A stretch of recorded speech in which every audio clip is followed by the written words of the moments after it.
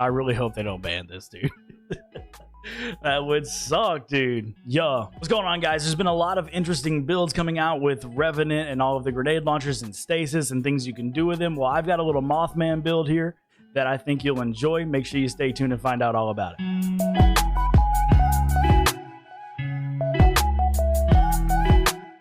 So the first thing, whenever we're going over this build, a lot of people have been using straight up stasis in a lot of their builds. While that is an amazing play and it works really well, I think the new exotic hunter helmet is probably going to be banned for the day one dungeon contest mode race. So I didn't want to lean too heavily on that. It is easy to build something around it with stasis. So if we have to switch to that at some point, I feel like that would be easy to do. So I wanted to get something a little bit more set in stone, or something with a little bit more concrete for us to use for the dungeon race. That way, if all else fails, this is probably going to be good to go. So to start off with this build, obviously it is on Prismatic rather than stasis, and you're going to be using the X-Dirus grenade launcher along with the Moth Keeper's wraps. If you ever use these before, you know that they synergize very well together, and they create a lot of friendly moss and a lot of attacking moss that will blind targets and do a lot of extra damage, as well as friendly moss that will attach to you and your allies, giving you a void overshield. But that's not all this build will do. With the new artifact and X-Dirus itself getting a buff recently, you're going to see a lot of awesome things coming out of this build. All right, so let's dive right into the Prismatic Hunter breakdown. With the super, you can obviously go silence and squall, or you can go tether. There's reasons to do both, and I'll go over those as we get more into the build, i.e. looking at the artifact and things of that nature. There are situations where you might want to use both. For the most part, whenever you're running around killing ads, I like to use silence and squall to get the frost armor from the artifact, and you'll see how that plays into the build later. But just as a note, you can use both here. For your abilities, you can also use both of these, either Gambler's Dodge or Marksman Dodge. If you're trying to rely heavily on your melee abilities, getting that stasis debuff on the enemy so that you can get that extra damage from the new seasonal weapons, and you can use your Gambler's Dodge to keep that melee ability up and running. But if you're relying heavily on just your weapons to knock out damage, then obviously use your Marksman Dodge.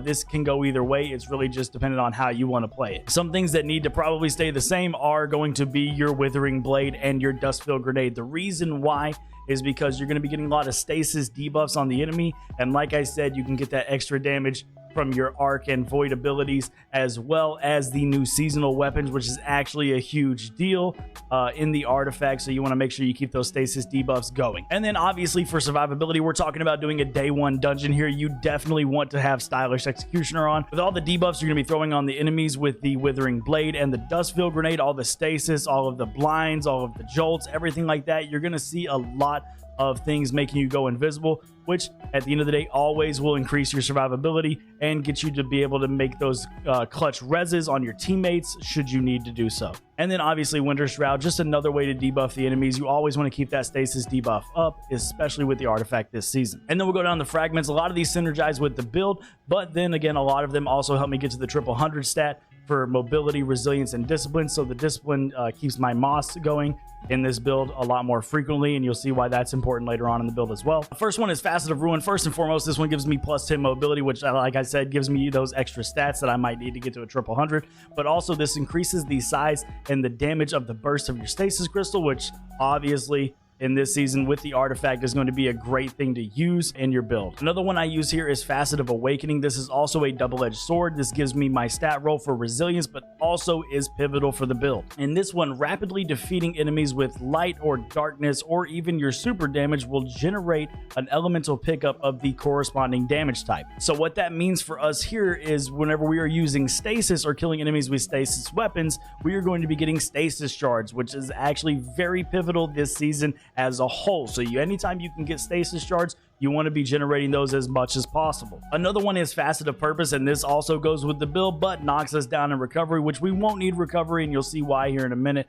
We find our recovery through doing other things, but with this one, picking up an Orb of Power will also grant you either frost armor or things of that nature, depending on what your super energy type is, which our super energy type is going to be stasis because we are using silence and squall. So anytime we get multi-kills or get anything of that nature, we're going to be getting orbs, which leads us to get frost armor, which goes with the build build as well as the artifact, and you'll see that here in a minute. Yeah, our next one I literally just changed while I was doing the video because I read it, and then obviously I knew that it didn't kind of fit with the build that we were doing. I knew there would be better options, so I have changed this one to Facet of Hope. Anytime you have an elemental buff, it's going to boost your class ability regeneration rate, and just like you saw in the last fragment, we're going to be getting a lot of frost armor by picking up orbs, so this is a no-brainer. And then finally, for the last fragment, we have Facet of Command. For this one, whenever you defeat a frozen or suppressed target, it will give you enhanced abilities, but what we're really looking at here is every time you defeat a frozen enemy, is going to give you a stasis shard, which again kind of synergizes with the artifact that we have this season. So as you can see, a lot of this doesn't really just synergize with the build itself, it also synergizes directly with our artifacts, so you're going to want to make sure you pick the correct artifact mods. So whenever we get over to the artifact, you know you have to pick something in the first column. You at least have to spend 3 here, so just pick whatever weapons that you need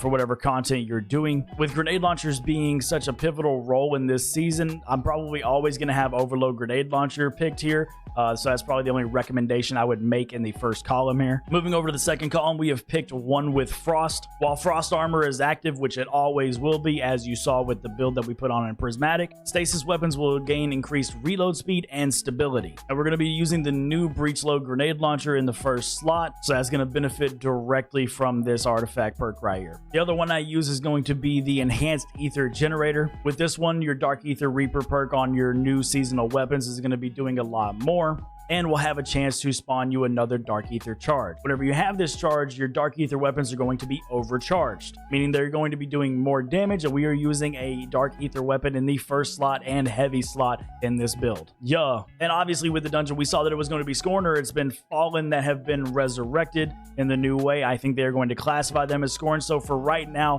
I am putting Fel the Revenant on to make sure that we get that extra Scorn damage. Our next one is going to be Crystalline Converter. As you're gathering stasis shards, you're going to be building up this meter for Crystalline Converter. And as you know, we're going to be getting a lot of stasis shards with this build. And then whenever you use your melee ability, it makes more stasis crystals based off the number of stacks you have. So this just multiplies our stasis crystals and gives us more of an opportunity to make stasis shards and freeze targets. This one is huge as well, but you won't see why until we get to the next column. This one is called Power from Pain. This allows you to get Devour from rapidly defeating enemies that are weakened. And directly next to it is Concussive Reload. That's why we got the perk right before it. Using a grenade launcher to damage the boss, damage a champion, or break a combatant's shield is going to weaken them. So they kind of synergize well together. You kind of weaken a champion or break a combatant's shield, then you're going to weaken them, making you get Devour once you kill multiples of them. Our next one is Hail the Storm. Shattering a stasis crystal releases shards of ice that will slow enemies. This is going to be great for crowd control, but also you can boost this with your tonics, as you'll also see later. Whenever you shatter frozen targets or stasis crystals, you're going to be dealing increased damage if you boost this perk. And to kind of round this all together, this is how we're going to be dealing some amazing damage whenever it comes to boss DPS. This one is called Conductive Cosmic Crystal. With this one, anytime you debuff an enemy with stasis, your arc and void abilities as well as weapons are going to get a damage boost, as well as those weapons that have the Dark Ether Reaper origin trait. This one can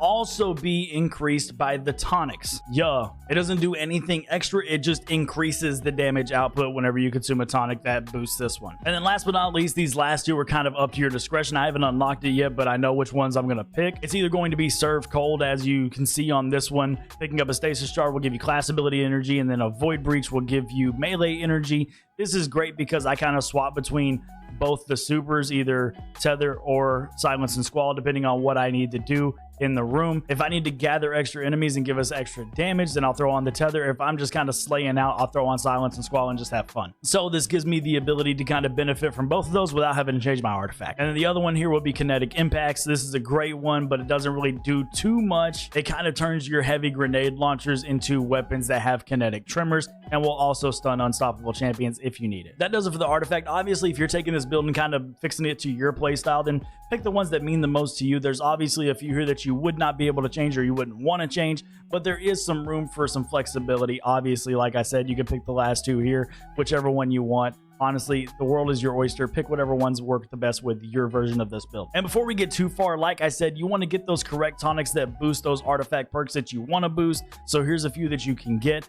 If you haven't unlocked these already, make sure you go over and start unlocking them. All you need to do is craft 4 of each of the green ones, and that'll unlock the blue ones. And those blue ones are kind of the ones that you want to start off with until you figure out how to unlock the purple ones. These ones are easy to get because all you have to do is craft 4 of the green ones and you unlock these. So make sure you do that before you get started in the dungeon. Next, before we get into the armor mods, I'm going to go through what weapons we're going to be using. Like I said, we're using these Dark Ether Reaper Origin Trait weapons, the new seasonal ones. I haven't gotten the God Roll Liturgy that I want, but I have gotten one that I do enjoy. I enjoy Envious Arsenal because I want to have a reload perk on my damage rotation, so I chose Envious Arsenal so that I can rotate through these weapons and not have to reload. What I would like to see here in this slot rather than Chain Reaction. Chain Reaction is great for ad clear, but we're not using this for ad clear. We're going to be using it for damage rotations, and I would like to see Chill Clip here because that stasis debuff that synergizes with the artifact perk will give us more damage on all of these weapons. So we want to see that stasis debuff kind of stay constant throughout the entire damage phase. Next, let's get to the moneymaker weapon, which is Exdirus here. This is your exotic and is actually the most pivotal part of this build. This is the weapon you're going to be using the most. This does not need to be reloaded. This shoots 1 round at a time and it just goes until it's empty. The more you hit enemies, the more this weapon enrages and the faster it fires. And then obviously, if you also have the catalyst, this will enrage faster while you're amped, and getting final blows on enemies will amplify you. So it just synergizes with itself. But the most important part here is going to be those loyal moths. That's why this is called the Mothman build. Final blows or rapid hits with this weapon will spawn loyal moths at the enemy's location. If they are the attacking ones, they will attack the enemy and blind them, and blinding will also stun unstoppable champions. So that makes this weapon intrinsic, unstoppable, as well as giving you the overload perk from the artifact. So this will be able to stun 2 types of champions always. And this is a good opportunity to segue into our other exotic, the armor piece, Mothkeeper's Wraps, because this synergizes with the weapons, making those loyal moths not only deal damage to the enemies and blind them, but those loyal moths will now be able to help you and your team. This will now spawn 2 loyal moths at that location instead of just 1. There's going to be 1 that will be attacking and 1 that will be coming back to you that is a friendly one. If you or your teammates are close enough and they can receive a friendly moth, this moth will go directly to them and give them a void overshield. This is huge for survivability and in-game content because it doesn't take you killing an enemy to get an overshield. All it takes is rapid direct hits, which you're going to be doing a lot with this weapon. Apart from that, it turns your actual grenades into moth grenades, so you can also do the same thing. The attacking moths will blind targets and the friendly moths will give you void overshield. So you have 2 grenade charges and you have Exdirus also doing moths as well. There's going to be friendly and attacking moths. The attacking moths are obviously blinding enemies like I just told you, and the friendly moths are just helping out all of your friendlies that are in the fight. And moving on to the last weapon, I know I just went through 3 grenade launchers. This is going to be for a DPS rotation. This is for nothing more than just straight up gas on the boss. If you need to change out the top slot for a kinetic weapon, a hand cannon that's stasis, an auto rifle that's stasis, then do whatever you need to do.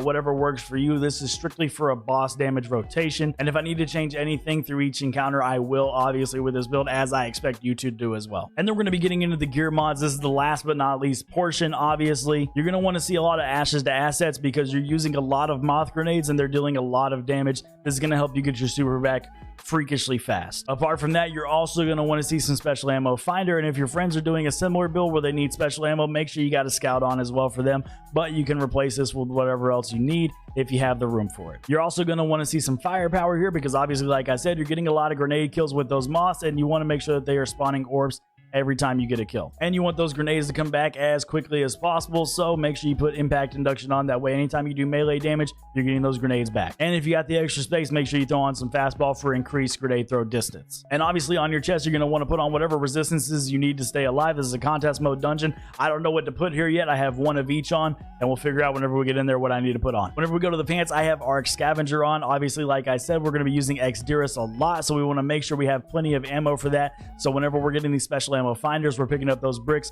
we're going to be getting more ammo from those bricks. And then an arc weapon surge because you're creating a lot of orbs from your grenades. If you need to put multiple arc weapon surges here to do more damage, then you can do that if you feel like you're getting enough ammo from just the scavengers. And then obviously we put an arc weapon surge here. We're going to be getting a lot of orbs so we can put out a lot more damage whenever we have a surge. If you want to, you can put a second surge here because obviously if you're getting enough ammo from the special ammo finders, then you don't need the scavenger. And there's plenty of room here to put yourself another surge on if you want to do more damage. Secondly, this is something that I always run pretty much on the cloak. There's going to be 2 constants here, powerful attraction and time dilation. We want those stacks of the arc weapon surges to last longer So we want to make sure we put on a time dilation. That way we get the most out of all of them. And then I always put on powerful attraction because I'm usually dodging and using my melee abilities and dodging a lot with Hunter. So every time you do that, you're going to be picking up all the orbs in the area. This is a no-brainer to have. Orbs are very good for obviously supers and your arc weapon surge, so you want to pick up as many as you can. And then lastly, I put on outreach here. You can honestly swap this out for bomber if you feel like you're not getting your grenade back fast enough. I have 100 discipline. I don't feel like I need any extra help getting my grenade back. I would rather get my melee back to get that impact induction to proc to get my grenade back even faster. Feel like that synergizes a little bit more. Doing a little bit of melee, a little bit of grenade to give both of them back faster. It works out for me. Whatever works for you, obviously play with this build. Go for comfort. Don't go for whatever I'm doing here. Make sure you play for your own play style. And honestly, what you want to do with this build is be spamming those grenades as much as possible. Those moths are your bread and butter. Whenever you get the damage at the boss, this is a fallback plan at most. You don't want to be using this to do direct damage to the boss, even though you could just empty this thing out on the boss, but you want to save the ammo in this because you want to get through damage rotations as much as possible, and you will need this to swap back and forth between all of your damage rotations and proc your bait and switch if you're using grenade launcher or anything of that nature. Now, if you're using an explosive light grenade launcher or something like that, obviously just dump your explosive light grenade launcher and then dump Xderis and hope you have enough ammo to get to a second damage phase. Other than that, make sure you're using Xderis to get rapid hits and rapid kills on enemies so you can spawn those moths, and make sure you're throwing all of your grenades as much as possible to give your friends overshield, give yourself overshield, and also blind targets and keep yourself alive in this in-game activity. We'll be live over on Twitch streaming the contest mode run of the day 1 dungeon, Vespers host. This is the build that I'm going to be using. Obviously, I'm going to flex away from this if it is needed. I feel like this is going to be a great build for getting through in-game content. I've been using it very heavily for the past couple of days while leveling up my artifact, and it has felt better and better the more I have unlocked. So if you want to see us get after it on the Twitch Rivals Dungeon Race contest, make sure you swing by on Twitch. The link for that is going to be down in the description. And obviously, if you have any comments or critiques about the build or anything you would do differently, leave that down in the comments as well. I'm always open for opinions. That does it for the build video. We'll see you on the next one. Yeah.